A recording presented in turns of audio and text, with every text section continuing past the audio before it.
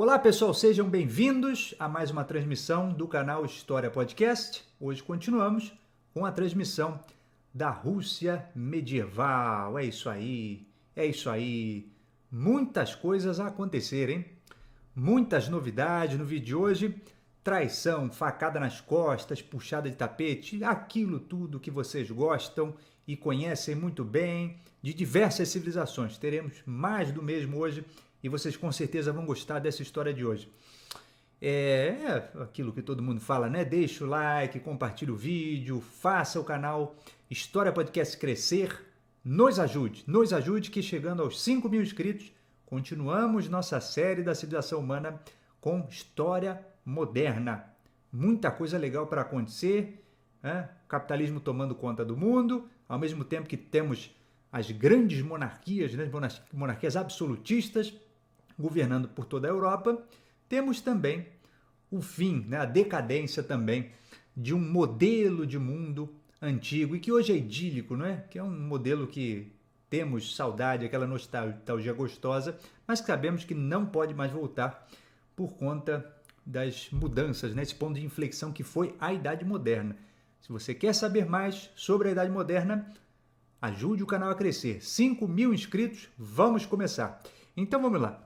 Hoje ainda estamos falando de Idade Média, com esse capítulo bônus aqui, trazido a vocês pelo Mecenato de Dorre, nosso glorioso grupo de mecenas de Dorre. E vamos começar o vídeo hoje com as notas.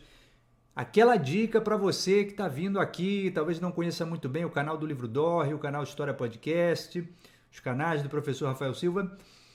Primeiro comentário vai estar afixado no topo a minutagem. Então não vem reclamar, mas professor, você fala muito de diversos assuntos, blá blá blá.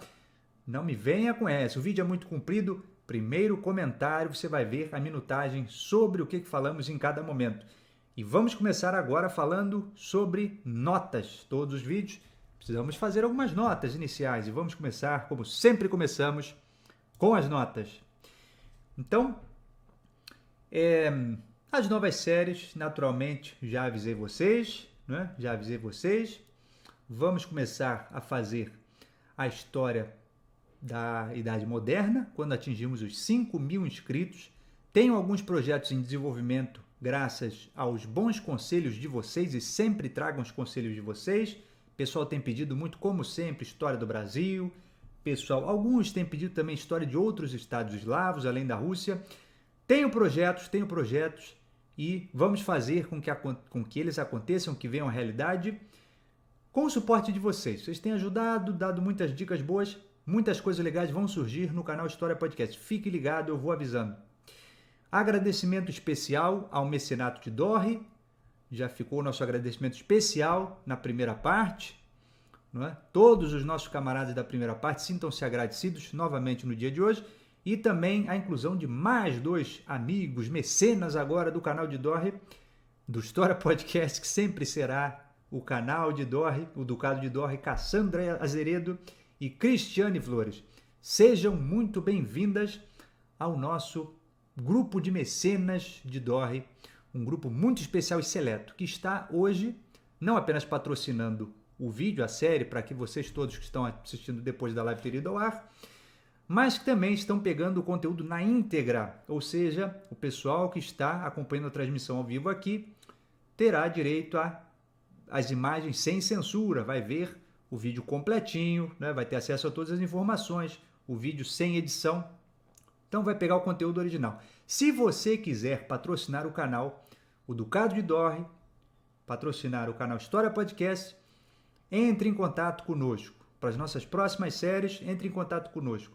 Ou no Instagram, livro.dorre, se não me falha, mas vai estar aqui na descrição. Clica aí na descrição que você vai ver. E Facebook, Livro Dorre. Ok? Faça contato conosco, diga, eu quero ser um mecenas do Ducado de Dorre, quero contribuir, quero ajudar. Né? Essa série da Rússia foi R$300 pelos 2 vídeos. Talvez eu comece a fazer agora a metade, né? R$150 para você fazer parte do Ducado por um vídeo específico. Ok?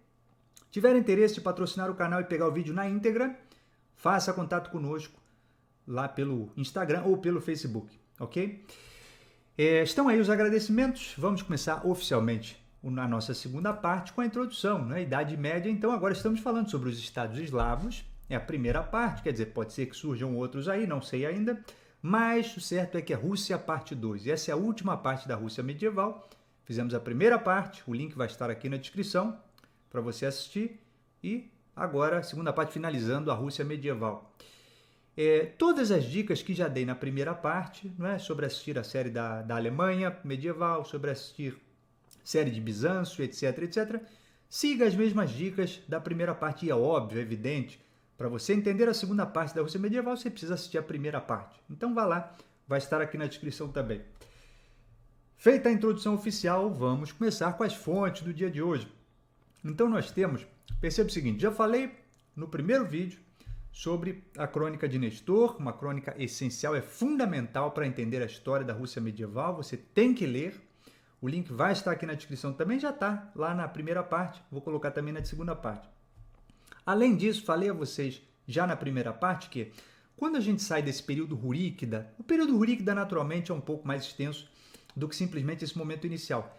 Mas quando a gente vai de Sviatopolk para frente, Sviatopolk amaldiçoado, onde paramos justamente no primeiro vídeo, adiante, a gente precisa contar com a ajuda de crônicas regionais.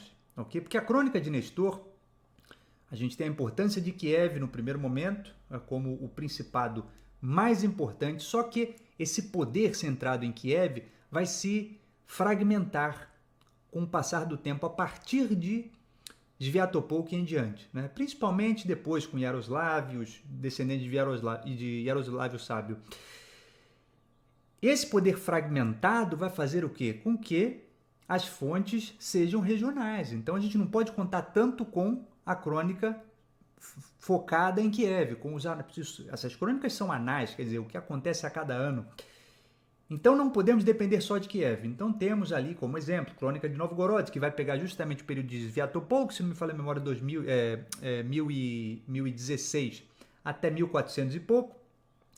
A Crônica de Kiev, que não deve ser confundida com a Crônica de Nestor, porque ela é justamente uma continuação, onde a Crônica de Nestor para, mais ou menos ali, a Crônica de Nestor vai um pouco além de Sviatopolk, acho que para em Vladimir Monômaco, se não me falha a memória.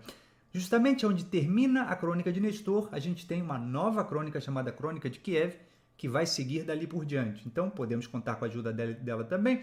Crônicas gálicas volinianas, que vão cobrir o século XIII, do começo ao fim. Contamos também com a ajuda das cartas de Vladimir Monômaco. Já coloquei, inclusive, já fiz um vídeo específico no canal, está aqui na descrição, e é só você abrir os arquivos do canal e você vai ver. Eu não lembro agora exatamente o título que eu coloquei, Carta do Grande Príncipe dos Russos para seus filhos. Né? Uma carta lindíssima, lindíssima, uma carta testamento do Vladimir Monômaco. Se você não quiser ler o texto original, que eu vou deixar aqui na descrição também, assista lá meu vídeo, ok? Você vai ver a leitura junto com os inscritos do canal. Um outro texto bonito do Vladimir Monômaco é uma carta que ele escreve ao primo Oleg. Lindíssima também a carta, lindíssima. Os dois textos do Vladimir Monômaco são belíssimos e eu digo a você, leia, faça um favor a você mesmo e leia, porque é lindíssimo.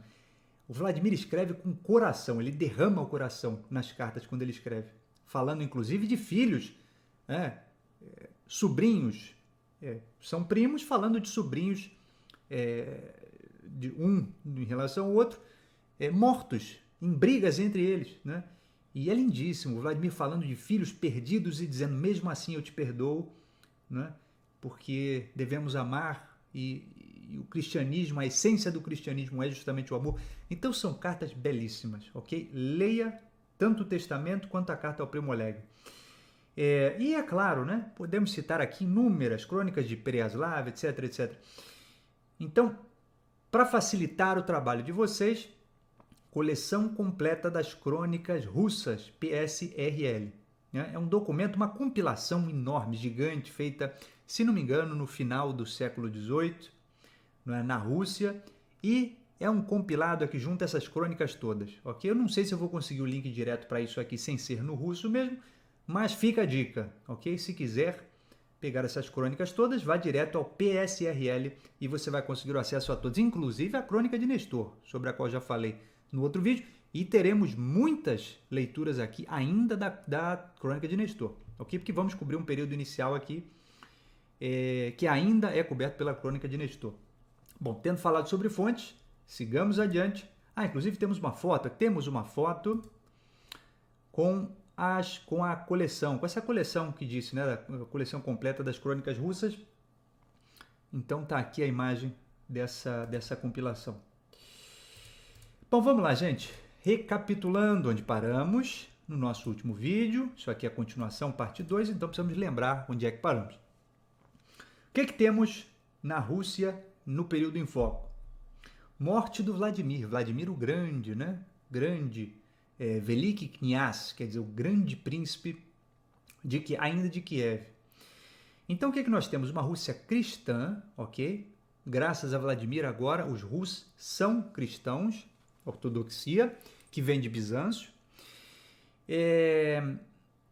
Vladimir, eu disse a vocês no último vídeo, teve quase 1000 mulheres, ok? Diversas esposas e centenas de mulheres. Então, claro que deixou muitos filhos. Contudo, 12 filhos oficiais, 12 filhos reais, quer dizer, que podiam ser sucessores. Pergunto no chat, é que eu quero interagir com vocês, mecenas do grupo do Ducado de Dória. O que você acha que acontece quando um rei deixa tantos filhos assim? Tantos filhos oficiais, né? Porque além desses, tinha vários aqui que não estão mencionados aqui, que eram de escravas, né, de concubinas, etc, etc. Né? Então, quer dizer, temos problemas quando reis, quando monarcas não deixam sucessores, né? Temos um problema sucessório, mas também temos um problema quando reis deixam, principalmente homens com uma grande obra, com uma grande história, como é o caso de Vladimir o Grande, né? Quando deixam muitos sucessores.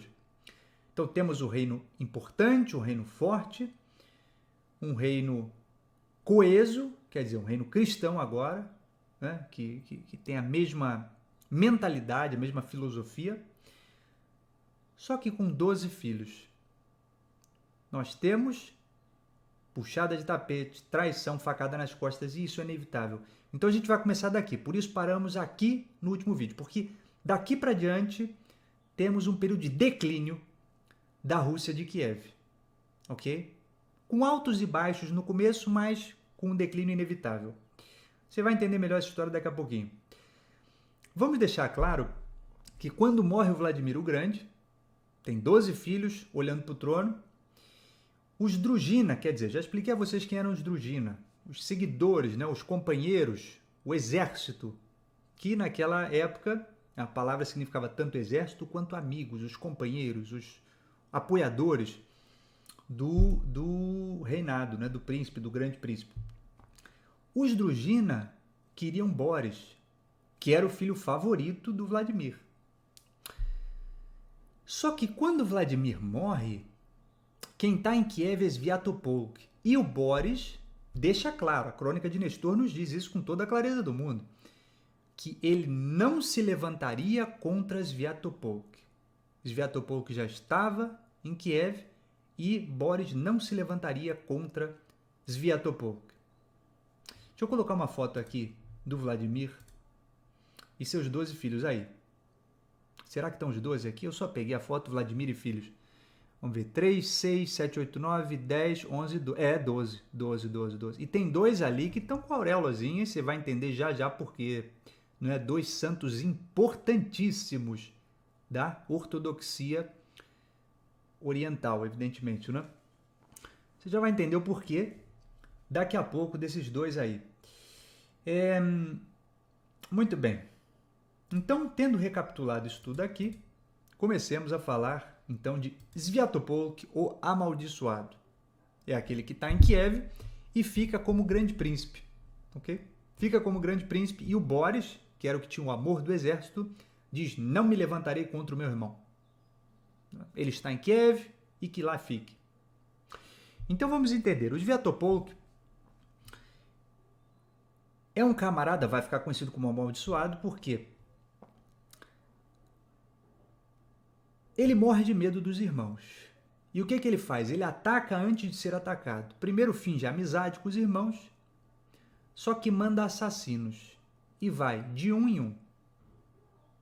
Vamos começar com a história do Boris, que era o que era mais amado pelo pessoal para que fosse sucessor de Vladimir o Grande. Eu vou ler a história aqui para vocês, mas só dando uma visão geral. Nós vamos ter o Boris orando, citando salmos da Bíblia, e no meio dessa oração, dessa comunhão com a divindade, eis que chegam os assassinos de Sviatopolk.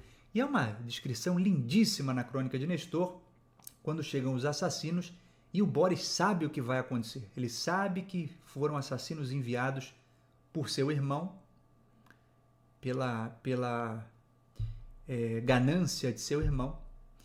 E é lindíssimo, porque antes de morrer, citando os salmos, o Boris diz: Senhor, fala a Deus, perdoa o meu irmão, porque ele não sabe o que faz. Né?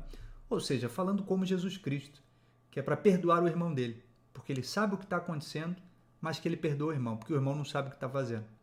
Lindíssimo. Vou fazer a leitura para vocês aqui. Lindíssimo. Uma coisa que não é tão linda, mas é extremamente engraçada, você vai dar muita risada se você ler isso, é o próximo irmão, que é o Gleb. Veja, poucos textos eu dei tanta gargalhada, né, e até me sinto mal por isso, porque tanto o Boris quanto o Gleb são santos importantíssimos da ortodoxia. Mas é inevitável, as gargalhadas são inevitáveis, porque você está lendo a crônica de Nestor e a história do Boris é toda séria, né? Ele está lendo e o servo húngaro se joga na frente, morre na frente do Boris, né? E o Boris continua ali impassível, continua resiliente, toma a facada, morre, resiliente e tal. Agora, a imagem muda, o Nestor começa a citar a história do Gleb. Né? Aí o Gleb, o outro irmão, começa a dizer, quando ele sabe que o irmão Boris morreu, ele começa a chorar e dizer como o Boris pode ter morrido, né? Queria que fosse eu, queria que tivesse sido eu, tinha que ter sido eu. E eu já, lendo aquilo, já estava imaginando, né? O Sviatopolk deve estar em algum lugar pensando, não seja por isso, Gleb, né? Não seja por isso, você queria tanto que fosse você, a gente resolve esse negócio rapidinho. E é justamente o que acontece. Quando ele está chorando as pitangas lá pela morte do irmão, eis que aparecem os assassinos do Boris chegando pela porta, né? E o Gleb tem o mesmo fim. Vai pro vinagre também. Um outro irmão, terceiro irmão, também vai ser assassinado pelos capangas do Sviatopolk. E, por fim, o Yaroslav, um outro irmão, vai ser avisado pela... Não é o nome da irmã? Por uma irmã, não lembro agora, Pereiaslava, não lembro certo o nome, acho que Pereiaslava, vai avisar o Yaroslav que os 3 irmãos foram assassinados. E o Yaroslav vai atacar o Sviatopolk, porque sabe que a faca vai vir para o pescoço dele também. Antes da gente fazer as leituras aqui e colocar algumas imagens, deixa eu só dizer a vocês que talvez nós façamos a leitura, mas caso não a façamos, é importante já que eu diga a vocês, além da morte do Gleb ser inevitavelmente muito engraçada, também temos o fato do Nestor. O Nestor está relatando o ocorrido e ele diz, né? Ele começa a citar esses assassinos, quem são os assassinos do Sviatopolk, que ele começa a dar uma lista, né? Fulano e Ciclano, que eram irmãos de não sei quem, primos de não sei quem, sei lá, sobrinhos de não sei quem, filhos de uma mulher, diz o nome da mulher, e diz, mas só tinham uma coisa em comum, os 2 eram filhos do diabo. Eu também dei muita risada aqui, né? Quer dizer, cita o nome de todo mundo e quando vai citar o pai ele diz, mas eles tinham uma coisa em comum, os 2 eram filhos do diabo. Né? Muita risada. Se lê a crônica de Nestor, você chora de dar risada. Vamos torcer para a gente ter essa leitura aqui também. Pois bem, isso acontece no período do Sviatopolk, 1015 a 1019. E o Yaroslav, se não me falha a memória, 3 meses vão ficar um encarando o outro, às margens do Dnieper, e por fim vão cair no pau. O Yaroslav vai vencer. É uma luta de vai e vem, ok? Não é uma luta tão clara, né? Primeiro o Sviatopolk perde, vai correr para a Polônia, vai tramar com o Boleslau vai ajudá-lo, vai ser uma luta encarniçada, para lá e para cá, vai vencer junto com a ajuda do Boleslau, o Sviatopolk vence o Yaroslav, mas o povo de Kiev não queria saber do Sviatopolk, principalmente da Polônia se intrometendo, né? Então vão enxotar o Sviatopolk de lá. Então, quer dizer, no fim das contas é um vai e vem, e no fim, Yaroslav, o sábio, sucede seu irmão Sviatopolk. Antes de falar do Yaroslav, o sábio, vamos mostrar algumas fotos aqui. Então temos aqui a imagem da morte do Boris, olha lá. Aqui dá para ter uma ideia muito clara de como foi isso aqui. Quer dizer, está o Boris lá fazendo suas orações, né, em comunhão com a divindade, com os salmos e tal. E o servo húngaro, perceba que atrás do Boris a gente tem um servo. Esse servo húngaro, quando os assassinos de Sviatopolk entram para matar o Boris, o servo se joga na frente da facada, né? Olha o amor do servo pelo seu senhor. E o Boris vira um mártir importantíssimo da ortodoxia.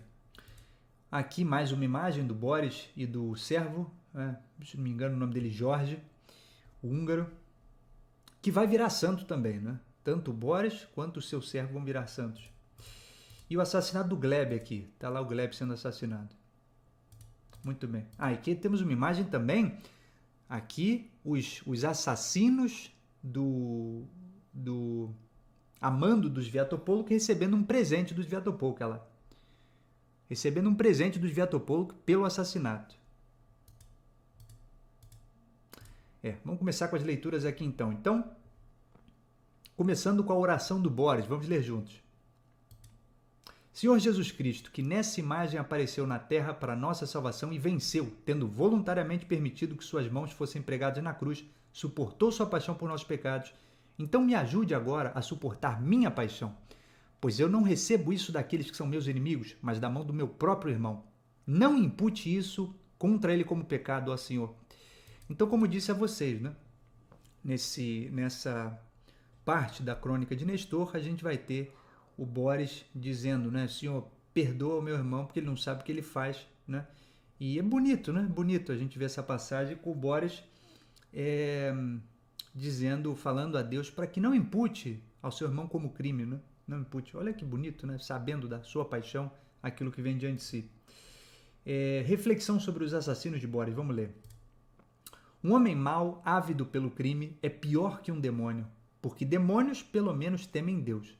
O homem mau, por outro lado, nem teme Deus, nem se envergonha diante dos outros homens. Que leitura lindíssima, não é, meus amigos? Que leitura lindíssima do Nestor, um monge do século XI, colocando essas palavras belíssimas, né? Que o homem mau é pior que um demônio, porque os demônios temem Deus, mas o homem mau, ele não teme nada, não teme Deus, não se envergonha dos outros homens. Lindíssima essa passagem, né? Que é isso aqui? Mais uma imagem? Vamos ver. Mais uma imagem. Aqui é o Sviatopolk e o Boleslau. Vou aumentar aqui para vocês. Então, o Sviatopolk e o Boleslau entrando em Kiev. E como falei a vocês, né? Vão ser enxotados porque o povo não queria saber do rei da Polônia metido ali. Pois bem, então, saímos de Sviatopolk e vamos para o reinado agora de seu irmão Yaroslav o Sábio. Depois que o Yaroslav consegue resolver a situação com o Sviatopolk, ele começa uma briga com outro irmão. O Sviatopolk vai terminar morto, resumindo a ópera. Ele começa uma briga com outro irmão chamado Matislav. Em 1026, por fim, o Yaroslav e o Matislav chegam a um acordo. Divisão do Dnieper. O Matislav diz ao Yaroslav, Yaroslav, o negócio é o seguinte, você fica com a margem de lá, com o lado de Kiev, e eu fico com o lado de cá. E eles fazem esse acerto, em 1026, cada um fica com um lado do rio. Em 1030, se não me falha a memória, morre o Boleslau da Polônia, e os irmãos juntos atacam a Polônia. Lembrem, gente, a despeito dessa união dos irmãos contra a Polônia, que houve muita pancada entre os irmãos, os filhos do Vladimir o Grande. Isso vai ser muito relevante daqui a pouco para o que acontece a partir de Yaroslav o Sábio. Então guarde isso.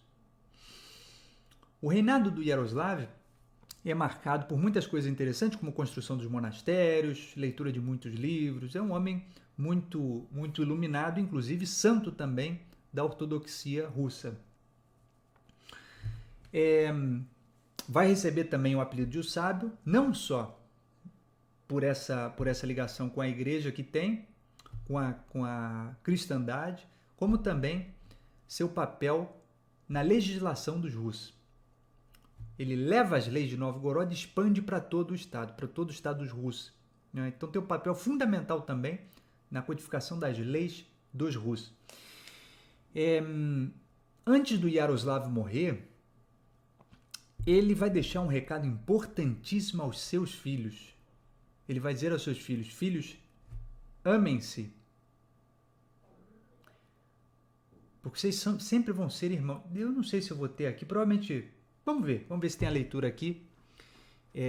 Mas ele dá esse recado, quer dizer, filhos, amem-se, não tentem tomar o que é de direito dos seus irmãos. Tentem ajudá-los, vocês são sangue do mesmo sangue, carne da mesma carne. Lindíssimo o conselho do Yaroslav.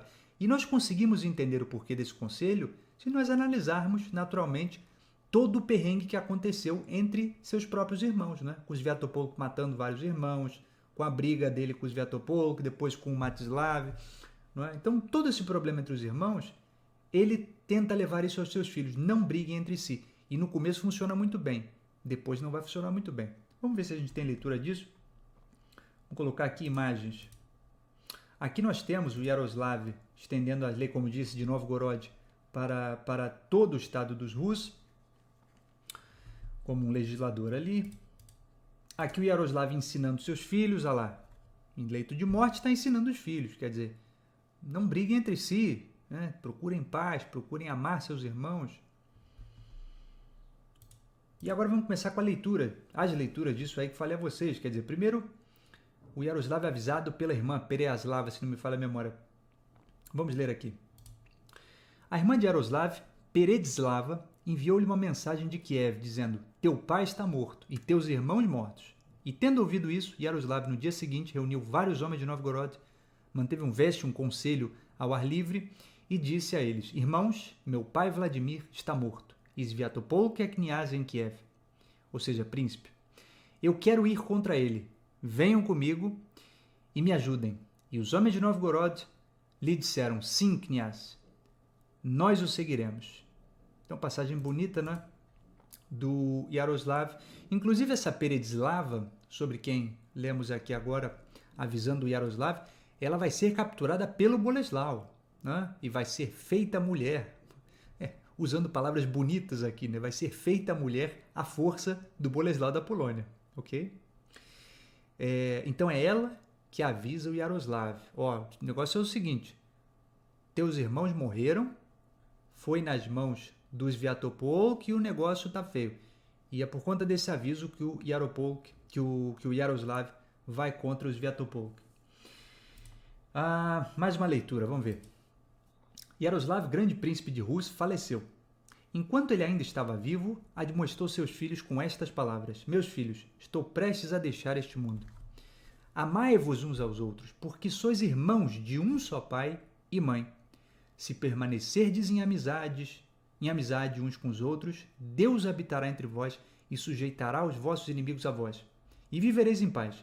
Mas se permanecerdes em inveja e dissensão, brigando uns contra os outros, então vós perecereis e trareis para a ruína a terra dos seus antepassados, que eles conquistaram ao preço de grande esforço. Assim, ele dividiu as cidades entre eles, ordenando-lhes que não violassem os limites uns dos outros, não se saqueassem uns aos outros. Conselho lindíssimo, naturalmente, do Yaroslav, que não vai dar muito certo. Já digo de cara para vocês. No começo vai dar certo, depois não vai funcionar muito bem. Vamos falar do declínio de Kiev, que começa agora, depois da morte de Yaroslav. Então, a progressão desse negócio vai ser, primeiro, a Rússia, o Estado russo, vai se dividir em 5 principados diferentes, depois 13 principados. Fragmentação do poder. Aqui nós podemos ver, mas está muito pequenininho isso aqui. Eu vou ter que aumentar a imagem. Infelizmente, vou ter que censurar depois para o pessoal que está assistindo depois da live ter ido ao ar, mas o pessoal da live aqui vai conseguir assistir. Vamos aumentar. Eu queria que vocês realmente tivessem uma noção da fragmentação do poder. Pois bem, então vamos ao reinado de Iziaslav. Já estamos no período de declínio.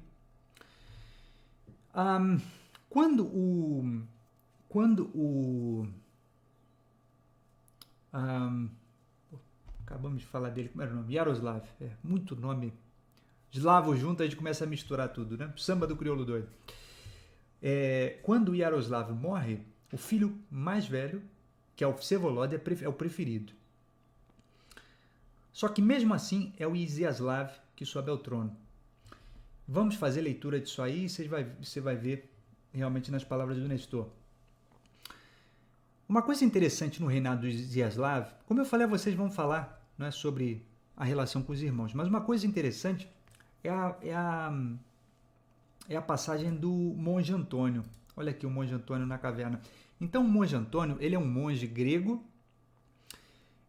que nasceu na Ucrânia, se não me falha a memória, e que recebe uma mensagem de voltar à sua terra natal e fazer o trabalho de Cristo lá.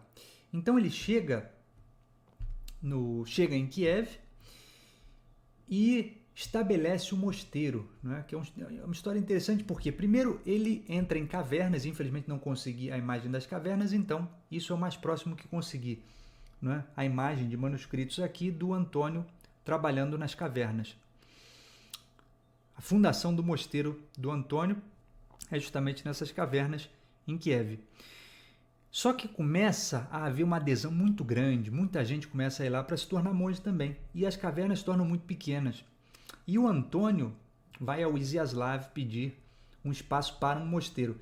E o Iziaslav dá justamente o espaço de uma montanha em cima da caverna para que ali se estabeleça o mosteiro. E é um mosteiro lindíssimo até hoje. Deixa eu colocar a imagem aqui.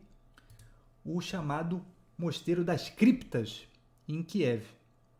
Não sei se na época que estivermos assistindo esse vídeo, quando estiver já público, se ainda vai estar intacto lá. Com o conflito que estamos tendo hoje na Ucrânia, é possível que talvez alguma bomba tenha atingido alguma coisa, etc. Né? Mas é um mosteiro importantíssimo para os ortodoxos, né? Então vão lá, passam um período ali no mosteiro, né? com jejum, com prostração e tal. Então, esse mosteiro vem justamente desse período do Iziaslav. E o mais bonito é que é nesse período que vive o monge Nestor.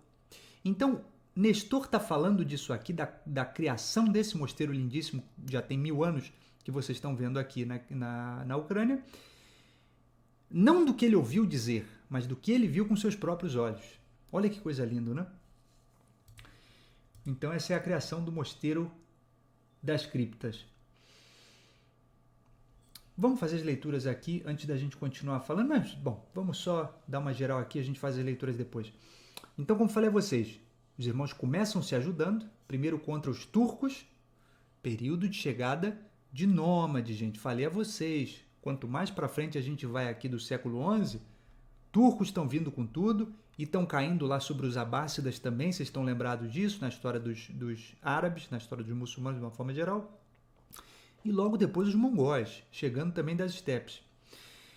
Então, aqui os irmãos se ajudam e também libertam o tio Sudislav, que estava na prisão. Estão se ajudando só agora, daqui a pouco vão cair no pau. Também vai continuar estendendo, como Yaroslav tinha feito anteriormente, as leis de Novgorod para o estado dos russos. O sobrinho Rostislav toma uma cidade de um primo, e começam os ataques bárbaros. Isso aqui é seguindo o Nestor. Vamos fazer algumas leituras aqui e a gente vai falar um pouco mais do período de Iziaslav. Aqui primeiro, né, justificando aquilo que falei sobre Vsevolod ser o filho preferido. Não é da minha cabeça. Vamos ler o Nestor falando. E Vsevolod com seu pai, pois ele era amado por seu pai antes de todos os irmãos. E Yaroslav o manteve constantemente ao seu lado. Então, eu não estou dizendo isso de qualquer lugar. Nestor que nos diz com toda a clareza que o Vsevolod era o filho preferido do pai. A entrada de Nestor no mosteiro. Vamos ver como é que começa a história do Nestor no mosteiro. Enquanto Teodósio vivia no mosteiro, seguindo uma vida virtuosa e a regra monástica e recebendo todos que se apresentavam, eu, um servo pobre e indigno, fui a ele, e ele me aceitou em meus 17 anos. Por isso, anotei e certifico em que ano o mosteiro surgiu e por que é chamado de Mosteiro da Cripta. Mas a vida de Teodósio voltaremos mais tarde. Então, podemos ver aqui que é justamente no período de Iziaslav que se passa aí a carreira do Nestor enquanto monge. Os irmãos se ajudando no período inicial de Iziaslav. Vamos ler. Eles, ou seja, Iziaslav, Sviatoslav e Vsevolod, libertaram o Knyaz Sudislav, como disse a vocês, o tio da prisão, tendo estado lá 24 anos. E eles o fizeram fazer o juramento e ele se tornou um monge.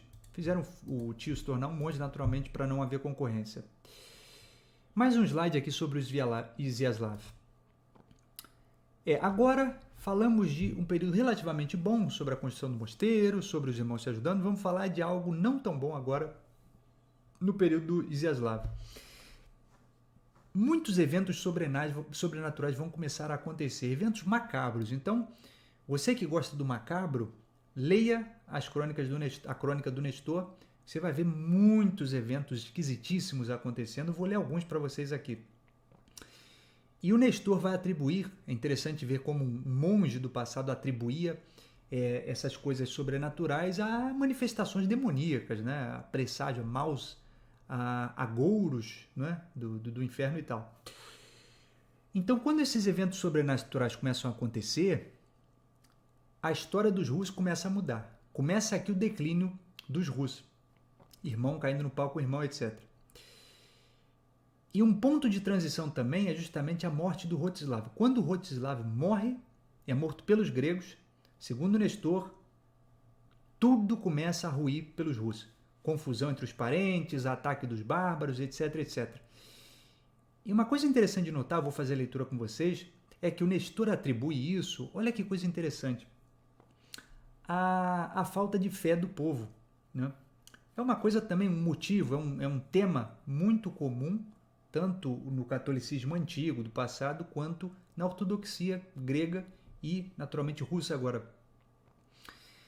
Porque há uma ideia no passado de punição coletiva. É lindo pensarmos sobre isso. O cristianismo que nós vivemos hoje é um cristianismo individual, não coletivo.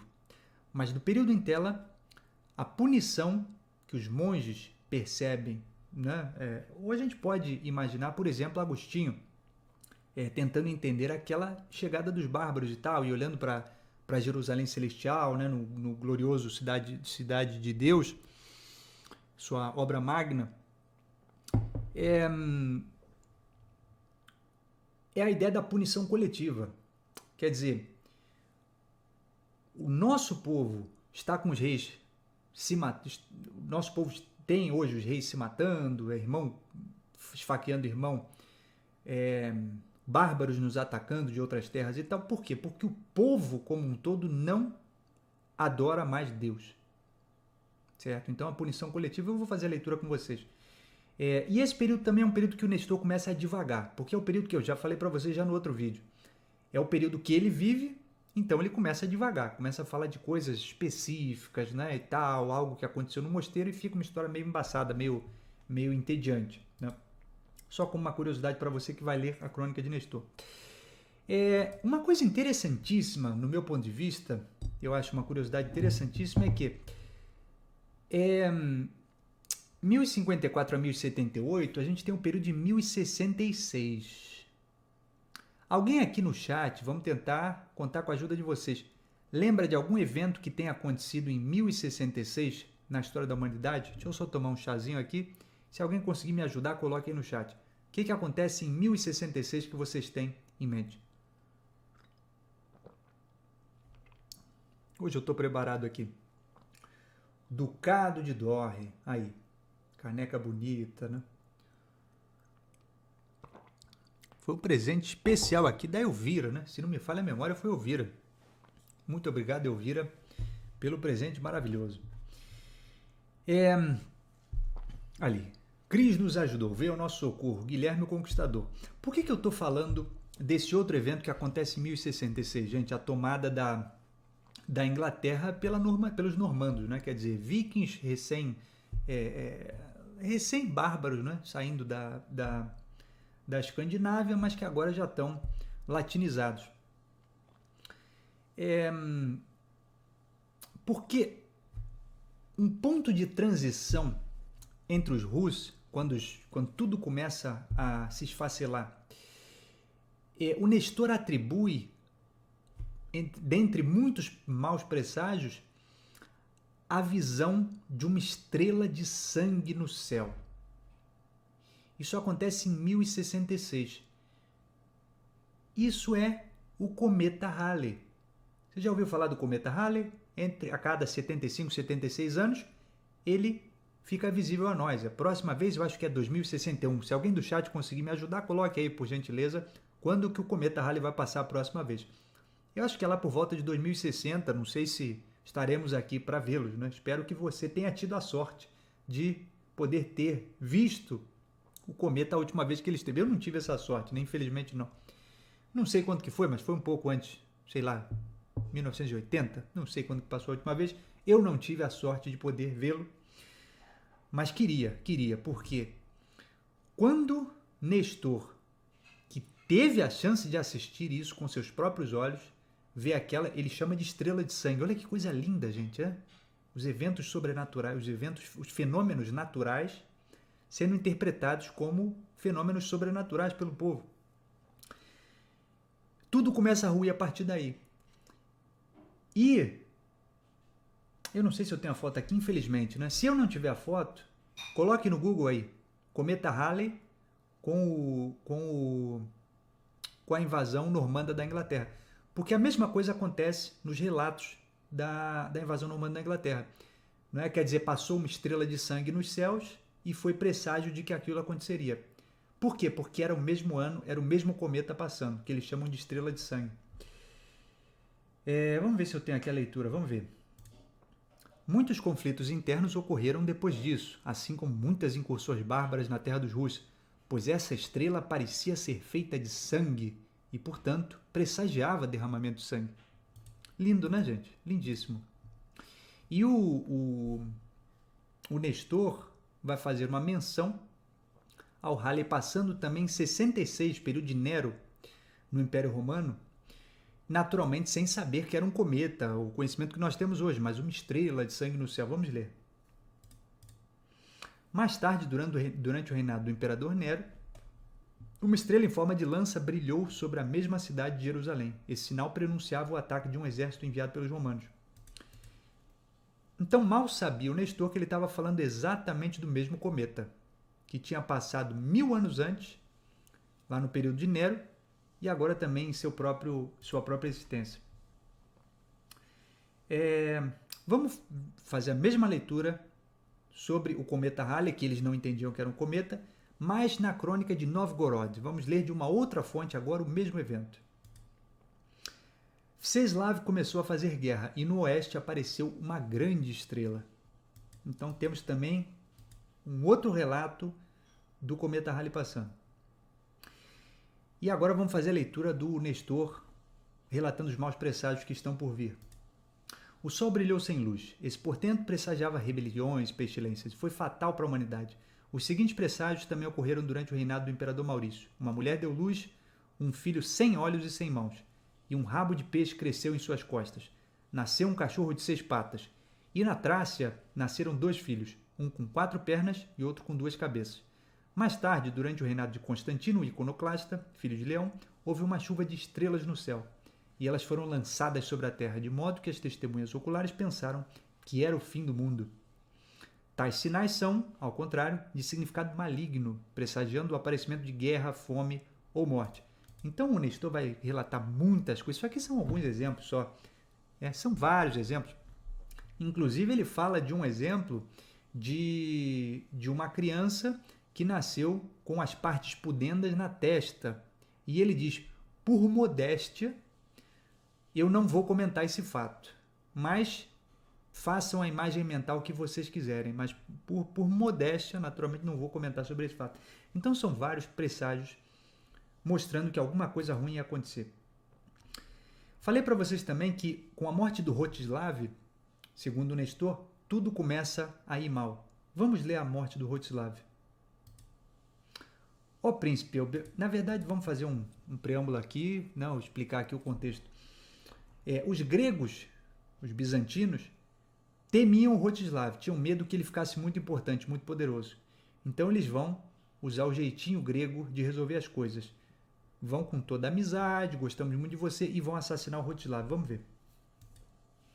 Ó príncipe, eu bebo a sua saúde. E Rostislav aceitou o elogio. O grego bebeu metade da taça e depois ofereceu a outra metade ao príncipe para beber depois de mergulhar o dedo na taça, pois ele tinha um veneno mortal debaixo da unha. Ele assim passou a bebida para o príncipe, tendo determinado sua morte para o 7º dia depois disso.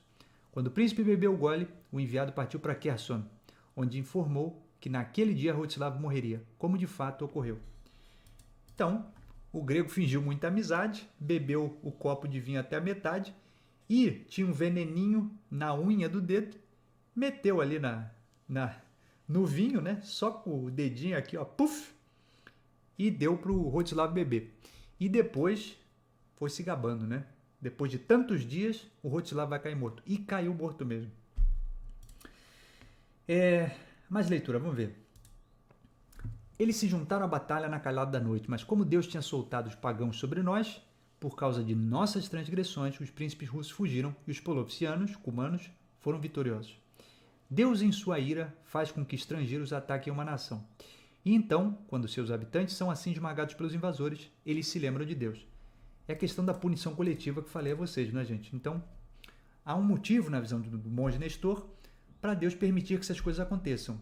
Quando males acontecem a nós, enquanto nação, nos lembramos de Deus. Certo? Então, por isso que temos o sofrimento, que hoje é um sofrimento individual, né? Por conta, naturalmente, de todo o processo, tanto da Revolução Protestante que acontece, depois do século XVI principalmente, quanto da emergência do capitalismo.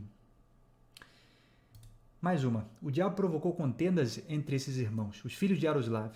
Quando o desacordo ocorreu entre eles, Sviatoslav e Vsevolod se uniram contra Sviatoslav. Sviatoslav foi o instigador da expulsão de seu irmão, pois desejava mais poder. Então, vemos aqui que o Sviatoslav foi o responsável por sua ganância. Leitura bonita aqui também do Nestor, vamos ver. Ouvindo essas palavras, apliquemo-nos ao bem, busquemos a justiça e libertemos os oprimidos. Façamos penitência, não pagando mal com mal, nem escárnio com calúnia, mas antes nos liguemos com amor ao Senhor nosso Deus. Lavemos todas as nossas transgressões com jejuns, lamentações e lágrimas, nem nos chamemos cristãos enquanto vivermos como pagãos. Viver sem hipocrisia, não é? E mais do mesmo, né? Punição coletiva e não individual. As igrejas ainda estão de pé, mas quando chega a hora da oração, poucos adoradores são encontrados na igreja. Por essa razão haveremos de sofrer nas mãos de Deus todos os tipos de castigo e depois incursão de nossos inimigos. E por ordem de Deus haveremos de sofrer punição por nossos pecados. Por que eu estou colocando tanto isso? Porque essa é a fase, é o ponto de inflexão. É daqui que a Rússia de Kiev não mais se erguerá. Ok? Daqui para frente é só declínio. E o Nestor vai atribuir isso à falta de fé do povo, porque abandonaram as igrejas e abandonaram Deus. Tendo falado sobre isso, falemos sobre o declínio pós-Iziaslav.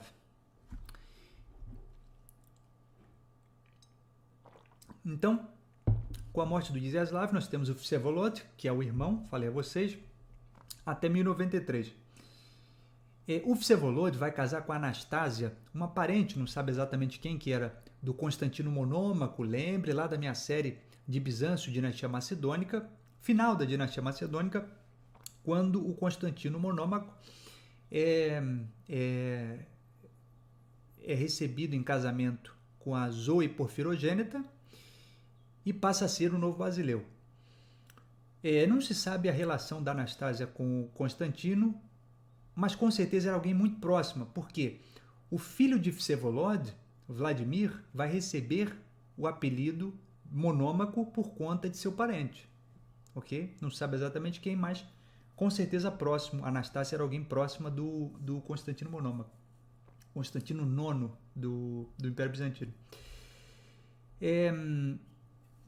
tanto Vsevolod como seu filho Vladimir Monômaco vão brigar com o filho de Vyacheslav, que é o Sviatopolk II, que vai governar de 1093 a 1113, durante todo o reinado, brigando com o Vladimir Monômaco. E por fim, com a morte de Sviatopolk II, nós temos Vladimir II Monômaco, de 1113 até 1125. E aqui nós temos o último período de alegria da Rússia de Kiev. Okay? Ele consegue ainda restaurar a unidade de Kiev por pouco tempo, porque depois de 1125 esquece Kiev. Falei a vocês dos textos lindos de Vladimir Monômaco, admiro muito esse cara por conta de seus textos, então leia esses textos, faça um favor a você mesmo. Outra coisa interessante, ele sobe ao trono com 60 anos, já muito experimentado. Ok? Então os conselhos dele valem de forma dobrada. Falei a vocês, consegue restaurar a unidade por pouco tempo e ao fim do período feliz da Rússia de Kiev. Repele as ameaças externas, os cumanos, e também as internas, quer dizer, os boiados, a aristocracia, né, de Novgorod, e consegue ter um reinado de paz muito bom, que é o último período realmente de Kiev. Depois a gente tem uma fase de declínio pós o Monômaco. Com a morte dos filhos dele, nós temos as lutas entre os rivais e a participação de estrangeiros se imiscuindo no trono. 23 anos, nós temos 8 príncipes em Kiev. Outras regiões começam a ficar muito importantes, como Suzdal, Vladimir, Galícia, etc, etc, etc. Já mostrei um mapa a vocês ali atrás. E se a gente for marcar um ponto realmente do começo do fim, né? Se formos marcar realmente o começo do fim, 1169, quando André Bogolyubsky,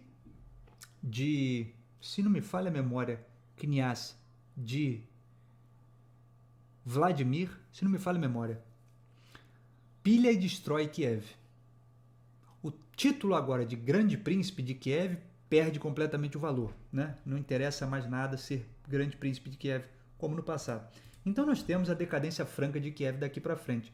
1204, lembremos, meus amigos, lembremos, tomada de Constantinopla pelos cruzados. Vocês estão lembrados dessa história. Então, quando os cruzados latinos tomam Constantinopla, as relações comerciais de Kiev com Constantinopla eram estreitíssimas, né? Era muito importante o comércio com Constantinopla. E é claro que isso vai ser abalado com a queda de Constantinopla. Em 1240, os mongóis, chegando do Oriente, saqueiam Kiev. Então, quer dizer, já era para Kiev.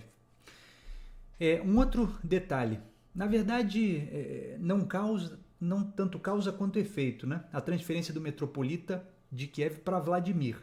Já podemos perceber aqui que Vladimir tem uma importância maior que Vladimir, a cidade, né?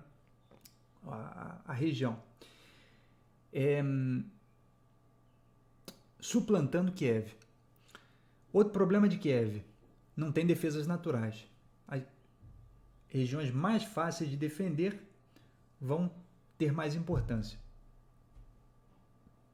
O poder unificador é difícil nos reinos com a chegada dos mongóis por alguns motivos. Então a Galícia, recomendo a você, eu vou falar alguns nomes aqui, recomendo a você que volte ao mapa que coloquei lá atrás para se situar. Quer dizer, a Galícia está muito próxima do Ocidente, os reinos europeus.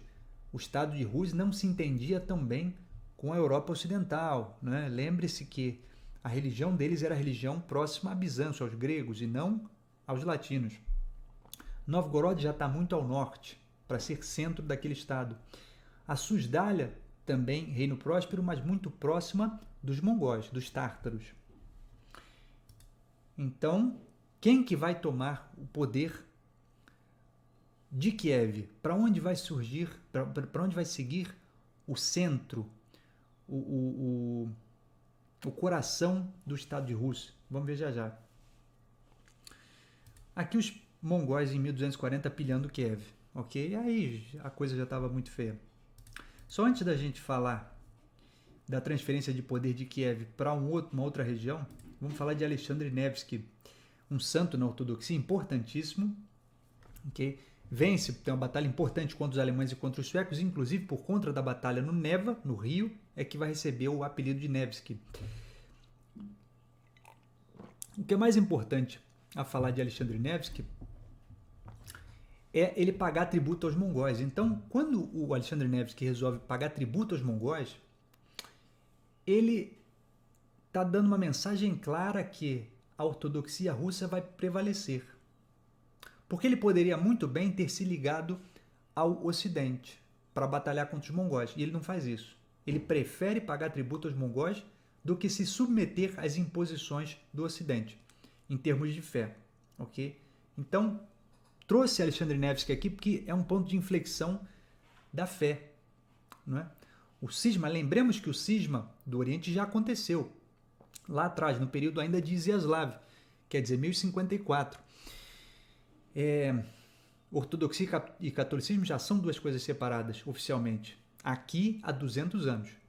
Mas, no período de Alexandre Nevsky, temos claro que não haverá mais ligação desses dois, porque ele prefere pagar tributo aos mongóis.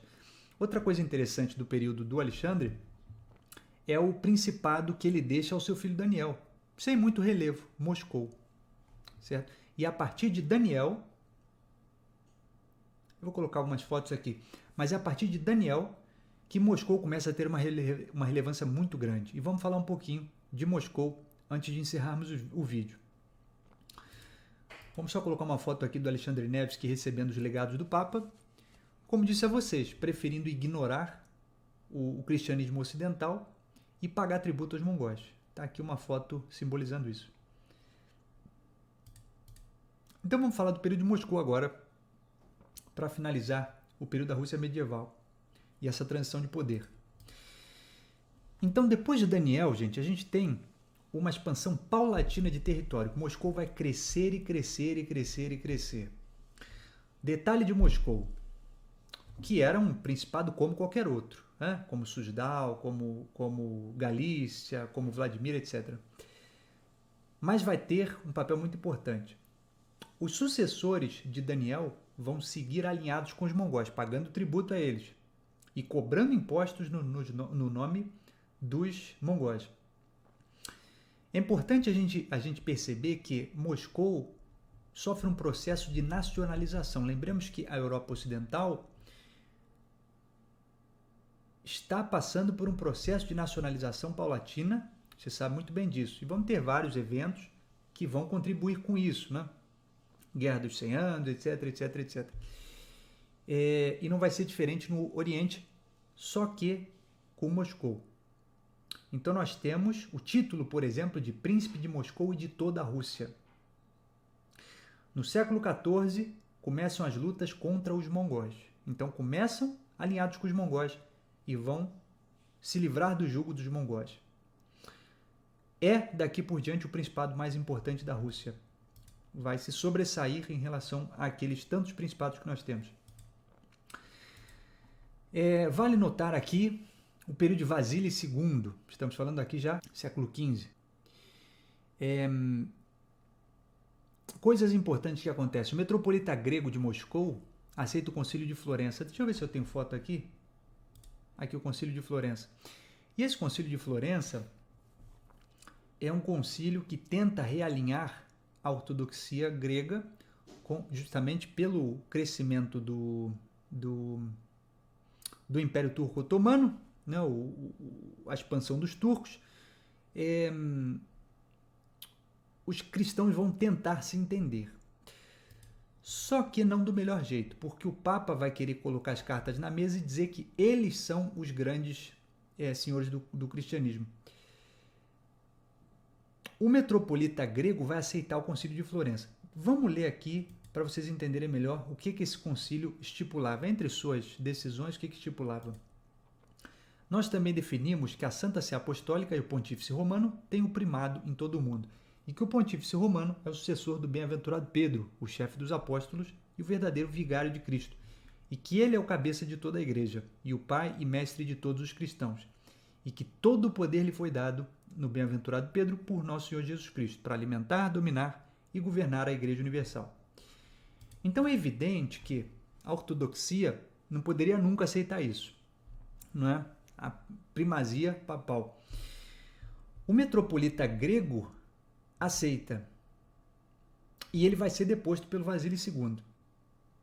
E depois que o Vasílio II de Moscou depõe o metropolita grego, ou seja, vamos colocar um arcebispo da ortodoxia, ele não elege mais os metropolitas dentre os gregos, mas agora sim de Moscou mesmo. Então a igreja vai assumir um caráter de igreja nacional, vai ter cara de igreja nacional agora, ok? E isso é muito importante porque justamente no período de Vasílio II mesmo é que acontece a queda de Constantinopla. Olha que coisa interessante. Então é justamente quando Vasílio II decide que o metropolita tem que vir de Moscou mesmo, e todo esse espírito de nacionalização partindo de Moscou, que está crescendo paulatinamente, cai Constantinopla.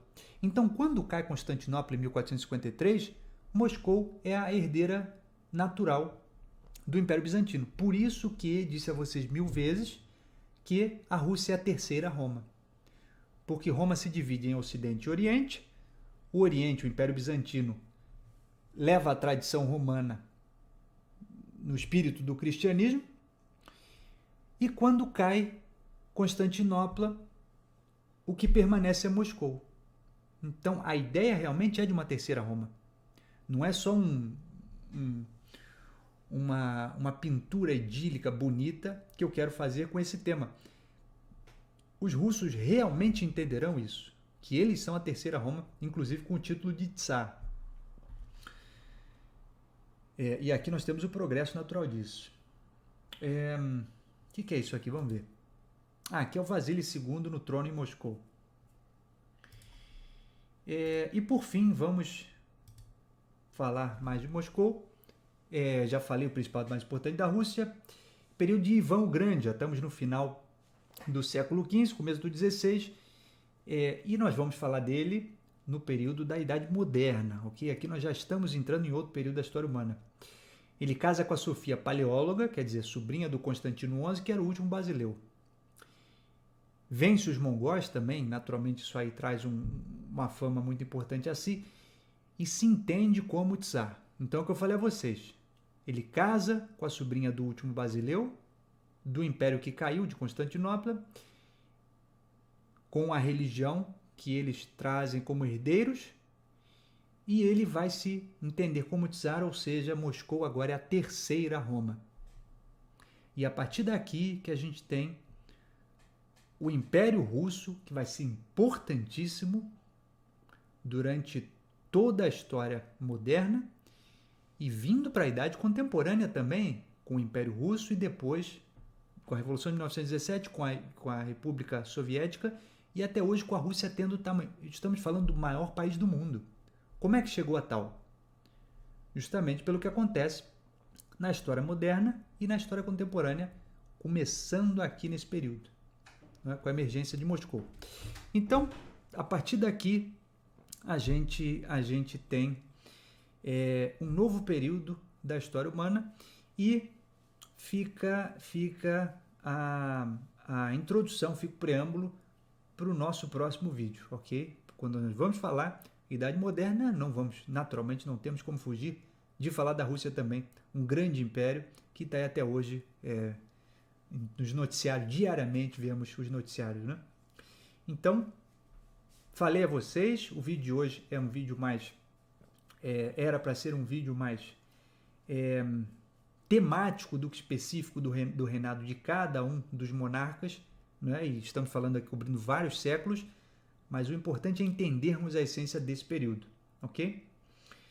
Que é um período de declínio, mas ao mesmo tempo um período de reerguimento, recrudescimento, agora na pessoa de Moscou, com todo o processo de nacionalização que acontece. Espero que vocês tenham gostado do bate-papo de hoje e tenham entendido a importância da Rússia e desse grande império que vamos falar sobre o que vamos falar muito durante nossa série da Idade Moderna.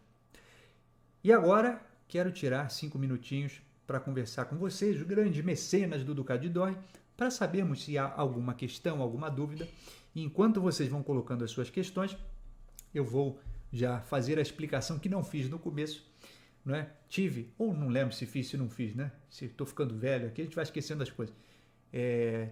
Sofri, infelizmente, demorei um pouquinho para colocar esse vídeo no ar, né? Conversei intimamente aí e rotineiramente com o nosso grupo de mecenas do Ducado, é hérnia de disco cervical, que o pescoço está terrível até agora. Já vou ter que deitar um pouco, porque postura é terrível, né? A gente começa a ficar muito tempo sentado e começa a bater aqui no pescoço e no braço, uma dor terrível. Então esse é o motivo de termos demorado um pouquinho com esse vídeo. Eu pretendo fazer vídeos um pouco menos espaçados daqui para frente. E um presente importante, falei para vocês já várias vezes, né, que tenho alunos, tenho ajudado muitos ucranianos e tenho alunos importantíssimos ucranianos que me trazem muitas informações, me ajudam muito com nomes, né, com pesquisas que faço, e recebi um presente importantíssimo, um presente de todo o coração, de uma ucraniana muito especial. E aqui está a nota de isso aqui não vale nada, né? Eu falei para vocês, mostrei a imagem no vídeo passado, mas tenho aqui, né, o dinheirinho da Ucrânia, né, com a cara do nosso querido Vladimir o Grande, olha lá. Né? Um homem que admiro muito, gosto muito da história dele. Só que, felizmente, isso aqui não vale absolutamente nada. Disso aqui não é nada, não é nada, não é nada. Isso aqui você pode tocar fogo, isso aqui não custa nada, isso é 20 centavos. Ok? Mas pelo menos para mim tem muito valor, isso aqui. Espero que vocês tenham gostado. O grupo de mecenas, que não está completo, mas enfim, depois terão chance de assistir. Avisando vocês também que ainda não fazem parte do grupo dos mecenas do Ducado de Dorre, os vídeos que faço, que gravo com vocês, especificamente com as imagens íntegras, quer dizer, sem censura, sem edição nenhuma, em uma transmissão ao vivo, ficam no ar por uma semana. O link fica por uma semana com vocês e só depois que o vídeo vai a público na semana seguinte é que eu cancelo o link, já na forma editada, ok? Então você que tem interesse de participar do grupo de mecenas, do Mecenado do Ducado e apoiar o canal, a partir do próximo conjunto de vídeos aí, cada vídeo novo que eu vou fazer, R$150, você que quiser fazer parte do grupo de mecenas de Dorre. É só me avisar lá, ou no Instagram ou no Facebook. Quero contribuir com o canal, professor, fazer parte desse grupo seleto de colaboradores do canal, que sempre serão muito bem lembrados aqui nos nossos vídeos. Faça contato conosco. Temos uma única questão aqui dos nossos mecenas, da Conceição ali. Professor, você vai falar sobre sua conversão para a ortodoxia russa? Pois eu avisei já aos nossos queridos mecenas que tomei a decisão de me converter à ortodoxia russa. Finalmente encontrei um cristianismo que é de acordo com aquilo que acredito realmente. Pude estudar profundamente com o contato que tive com muitos russos e com muitos ucranianos em virtude dos acontecimentos.